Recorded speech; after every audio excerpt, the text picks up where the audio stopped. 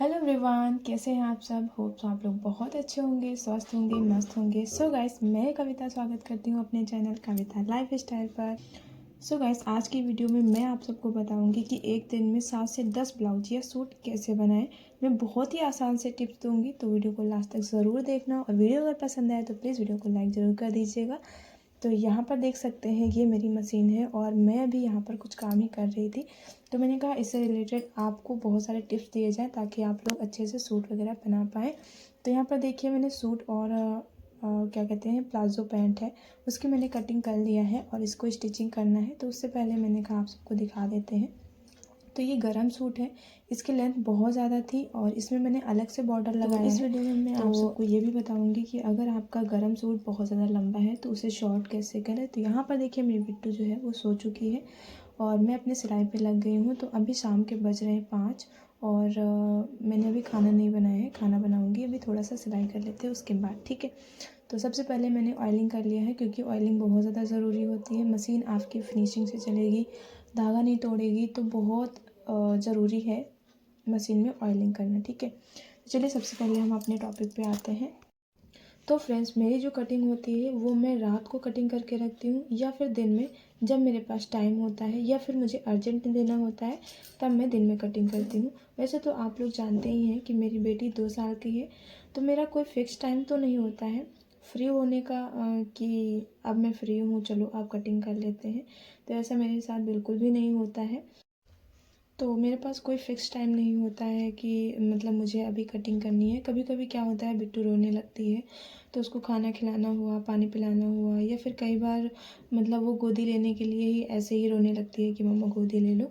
तो इस वजह से मैं कटिंग नहीं कर पाती हूँ। तो मेरे कटिंग करने का टाइम वही होता है जब मेरी बिट्टू सो जाती है या फिर मम्मी बिट्टू को लिए होती हैं, खिला रही होती हैं, तब मैं कटिंग करती हूँ, ठीक है। ऐसे क्या होता है, अगर कटिंग करते टाइम आपको बार बार इधर उधर जाना होता है तो आपका कटिंग करने में मन भी नहीं लगता है। और कई बार क्या होता है, चीज़ें इधर से उधर हो जाती हैं, आपको समझ भी नहीं आता है।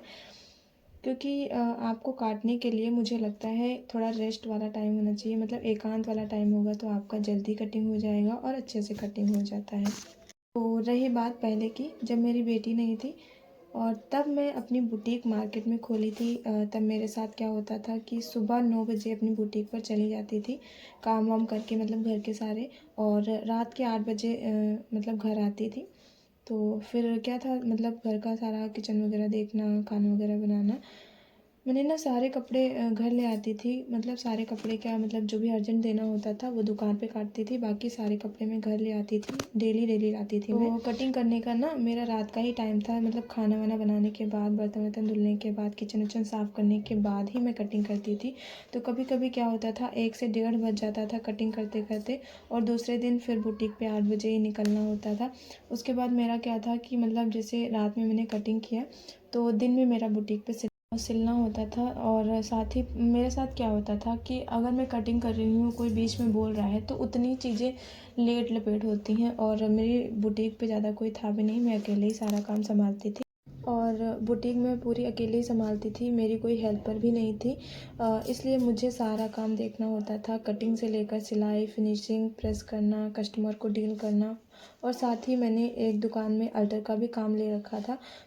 तो मेरी दुकान पे ना परमानेंट कस्टमर आते ही रहते थे, इसलिए वहाँ मतलब कटिंग करने का टाइम ही नहीं मिलता था, कहीं कोई आ जा रहा है, कहीं कोई आ जा रहा है। इसलिए कटिंग मुझे घर पर ही करना बेस्ट लगता था। दुकान से अच्छा है कि घर पर फिनिशिंग से आप कटिंग कर लो। लेकिन हाँ, काट बटन और हुक के लिए मैंने एक लड़की मतलब एक लेडीज़ थी, वो आती थी मेरे यहाँ से, काट बटन के लिए ले जाती थी और साथ में मतलब फॉल पिको के लिए भी वो ले जाती थी मेरी दुकान से ही। तो मेरे पहले का रूटीन कुछ इस तरीके से था और मेरा रूटीन पहले का बहुत अच्छा था। लेकिन हाँ, परेशान तो हो जाते थे क्योंकि घर का भी देखना रहता था और बाहर का भी देखना रहता था। और सबसे बड़ी बात थी ये कि मैं बुटीक मार्केट में की थी और साथ में अकेले ही पूरा कुछ संभालना रहता था बुटीक का। मतलब कोई हेल्पर भी मुझे अच्छी नहीं मिल रही थी। क्या होता है ना, अगर आप अच्छा काम करते हो तो आप सोचते हो कि जो भी बंदा आप रख रहे हो वो अच्छे से आपका काम करे और आपको फिनिशिंग से अच्छे से काम करे, ताकि कस्टमर आपके कहीं जाए नहीं। तो मुझे ऐसा कोई मिला ही नहीं था। 1-2 लोगों को मैंने रखा, बट वो मेरे मन का काम नहीं कर पाए, इसलिए मैंने कहा यार मैं आपको मतलब नहीं रख पाऊँगी। तो उस रीज़न की वजह से हमें अकेले ही सब कुछ संभालना पड़ता था। और रही बात अब की, लेकिन मेरी बेटी होने के बाद तो सारा रूटीन इधर के उधर ही हो गया है। कोई नहीं, जीवन है, उतार चढ़ाव तो होते ही रहते हैं। समय के अकॉर्डिंग हमें उसमें ढलना ही पड़ता है, यही ज़िंदगी है। इसलिए कहते हैं ना, अगर आप कुछ करने की ठानोगे तो निश्चित है आपको सफलता ज़रूर मिलेगी, क्योंकि जब तक हम मैदान में नहीं उतरेंगे तब तक हमें सफलता कैसे मिलेगी, है ना। तो इसलिए आप जब करने की ठानोगे तभी आपको कुछ हासिल हो पाएगा।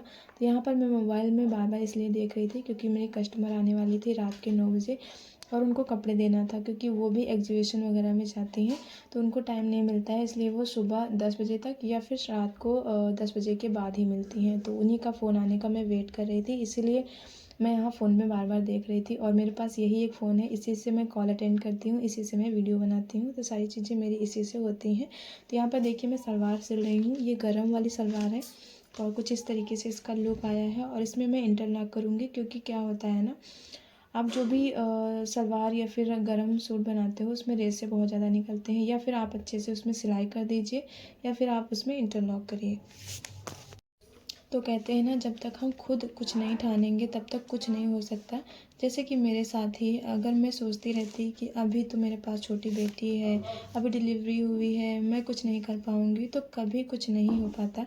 लेकिन मैंने कहा करके देखते हैं, मैनेज हो जाएगा तो ठीक है, नहीं होगा तो फिर घर में तो रहना ही है, घर बैठे वैसे भी हमें काम ही करना है।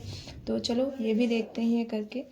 लेकिन अगर सोच कर बैठ जाती कि बच्चा है नहीं कर पाऊँगी, तो शायद नहीं कर पाती, है ना। लेकिन मैंने करने की सोची। तो आप सब तो देख ही रहे हैं कि मैं बुटीक भी संभाल रही हूँ, घर परिवार भी संभाल रही हूँ, बच्चा भी संभाल रही हूँ, साथ में मैं अपना ये चैनल भी संभाल रही हूँ। तो आप लोग ये भी सोच रहे होंगे, यार घर पर रहती हैं तो इतने ज़्यादा कपड़े तो सिल नहीं पाती होगी, टाइम ही नहीं मिलता होगा। ऐसा नहीं है, मैं बिल्कुल भी फ्री नहीं रहती हूँ। यकीन मानो, जितने टाइम से मैं उठ जाती हूँ उसके बाद से मेरा पूरा दिन कैसे निकल जाता है मुझे खुद नहीं पता चलता है। मैं ज़रा सा भी लेटती नहीं हूँ, ज़रा सा भी रेस्ट नहीं करती हूँ। बिट्टू को भी अगर कुछ खिलाना पिलाना होता है तो उसे बैठ कर ही खिलाती पिलाती हूँ। क्या होता है ना, अगर उसके साथ भी लेट जाओ तो फिर सो जाओ, और सो जाओ तो फिर कुछ काम करने का मन नहीं करता है। तो आप लोग सोच रहे होंगे कि एक दिन में 10 ब्लाउज कैसे बनाती हैं, सूट कैसे बनाती हैं। तो मेरा तो रूटीन है, मैंने बहुत बार अपनी लाइफ में, जब से बिट्टू हुई है उसके बाद से मैंने 5 से 10 ब्लाउज बनाए हैं एक साथ, अस्तर वाले, प्लस 1-2 में तो डिज़ाइन भी रहती है। लेकिन मैं आपको ऑनेस्टी से बताती हूँ, इतने ज़्यादा कपड़े मेरे पास नहीं आते हैं कि डेली मैं 5 से 10 बनाऊँ। जिस हिसाब से मेरे पास कपड़े आते हैं सिलने के लिए, उसी हिसाब से मैं अपना काम को डेली मैनेज करती हूँ। जैसे अभी सहालक का टाइम होता है तो बहुत ज़्यादा कपड़े आ जाते हैं, तब मैं दिन रात एक कर देती हूँ, मतलब अच्छे से सिलाई करती हूँ।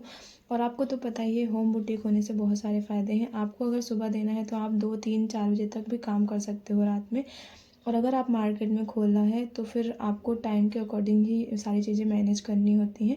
क्योंकि मुझे पता है कि बाहर भी मैंने बुटीक किया है और मैं घर पर भी बुटीक कर रही हूँ, तो मुझे ज़्यादा पता है कि किस तरीके से हम अपने आप को मैनेज कर सकते हैं और कौन सा ये रहता है कि आप सही तरीके से काम कर सकते हो। तो मुझे तो लगता है होम बुटीक बहुत ज़्यादा बेस्ट है मेरे लिए, क्योंकि मैंने बाहर मतलब जाकर काम कर चुकी हूँ, तो मैं झेल चुकी हूँ, बहुत परेशान हो जाती थी जब मैं बाहर काम करती थी। आप घर बैठे भी हज़ारों रुपए कमा सकते हो, तो देर किस बात की, आगे हाथ बढ़ाइए काम करने के लिए। और आप किसी बुटीक से कपड़े ले लीजिए, आप वहाँ से कपड़े लेंगे तो भी आपको 4 पैसे घर पे आएंगे ही आएंगे। तो इसलिए जब भी टाइम मिले आपको अपने आप को बिजी रखना है। आप अपने आप को बिजी रखोगे तो ज़्यादा टेंशन भी नहीं होगी किसी चीज़ की। तो और हाँ, एक चीज़ और, अगर आप भी चाहते हो कि आप भी एक दिन में 5 से 7 ब्लाउज 10 ब्लाउज सिलो, तो इसके लिए आपको पूरी तरह से आलस छोड़ना होगा, बिल्कुल दृढ़ता से आपको काम करना होगा। और जो मैं टिप्स बता रही हूँ आप उसी तरीके से अगर आप काम करोगे तो डेफिनेटली आप 10 ब्लाउज ज़रूर सिल लोगे।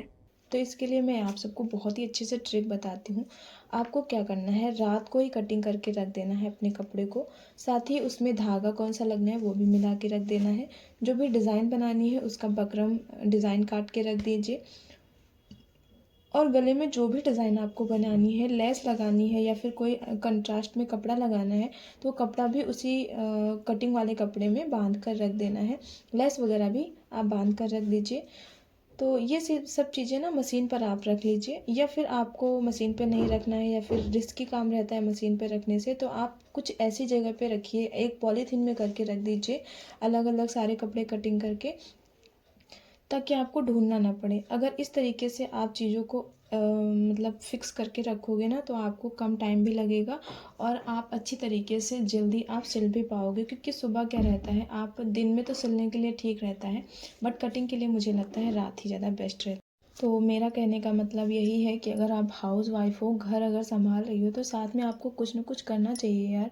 घर में अधिकतर लोगों को सिलाई या फिर सिलाई मशीन तो चलानी आती है, तो आप घर बैठे भी बहुत सारे पैसे कमा सकते हो। तो अगर आप इस तरीके से काम करोगे तो 7 से 10 ब्लाउज आप कैसे सिल लोगे पता ही नहीं चलेगा, और बहुत जल्दी सिल लोगे।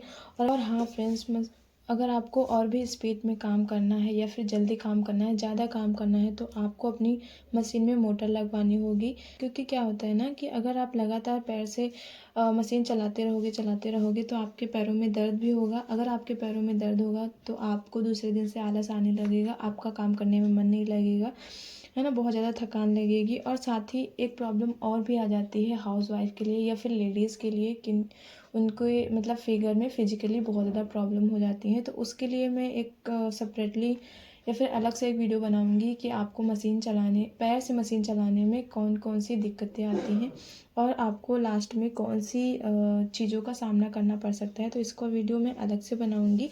फ़िलहाल आज की मैं बात करती हूँ।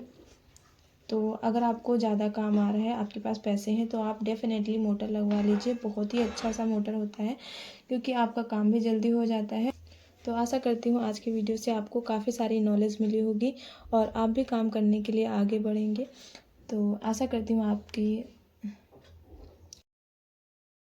आज का वीडियो अच्छा लगा होगा, हेल्पफुल हुआ होगा। और वीडियो अगर पसंद आया हो तो प्लीज़ वीडियो को लाइक ज़रूर कर दीजिएगा, चैनल को भी सब्सक्राइब कर लीजिएगा, एंड ज़्यादा लोगों को शेयर भी करिएगा। मिलते हैं नेक्स्ट वीडियो में, तब तक के लिए bye bye. Thanks for watch and keep supporting. Bye bye.